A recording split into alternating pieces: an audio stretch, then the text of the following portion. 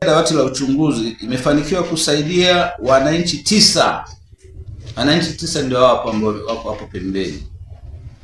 Nao tunaona na wao wawepo, waangalie tunapofanya shughuli zetu. Wananchi hao 9 wa kijiji cha Bulembo, kata ya Ibuga, wilaya ya Muleba, walikuwa wamedhulumiwa kwa kuchangishwa fedha jumla ya shilingi milioni 2.3 kwa ajili ya kuunganishiwa umeme kupitia mradi wa REA unaotekelezwa na kampuni ya Nakuloi Investment Limited katika wilaya ya Muleba. Kijiji hicho hakikuwa katika mpango wa kufanikisha umeme kwa wakati huo. Yaani kijiji hicho hakikuwa kwenye huo programu ya kupelekewa umeme wa REA. Kwa hiyo mafundi hao waliwalaghai wananchi hawa.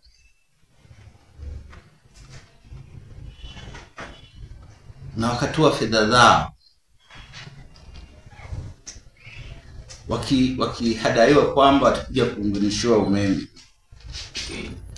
Baada ya TAKUKURU kupata taarifa hizo, uchunguzi ulifanyika na watuhumiwa wawili walifikishwa mahakamani kwa makosa ya rushwa na kujipatia fedha kwa njia ya udanganyifu.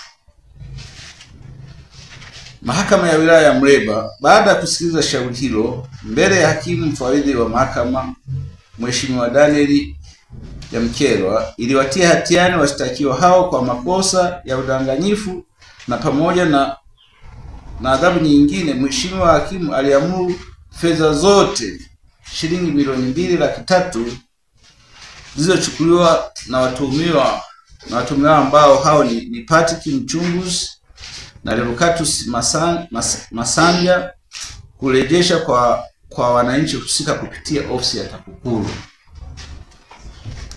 Aidha, TAKUKURU ilifuatia utekelezaji wa hukumu hiyo ambapo watuhumiwa walirejesha fedha zote. Tunawakabidhi fedha hizi mbele yenu ili muweze kuhabarisha umma juu ya utapeli huo. Taarifa hii leo ambayo inasaidia wananchi kupata hii fedha iliibuliwa na waandishi wa habari nyinyi. Kwa mimi nawashukuru sana waandishi wa habari. Kalamu zenu zimepelekea wananchi hao leo kupatiwa hizi fedha na kesi kushinda mahakamani. Vita vya rushwa hivi vinaonyesha kabisa bila waandishi wa habari ni vigumu sana kupigana navyo. Kwa mimi ninawapongeza na kuwashukuru kwa hili la leo. Tunashukuru sana. Bila nyie wananchi wasingepata hizi fedha. Ni ushirikiano wenu mliotupa ndio umepelekea leo hapa wananchi kupokea hizi fedha. Asanteni sana.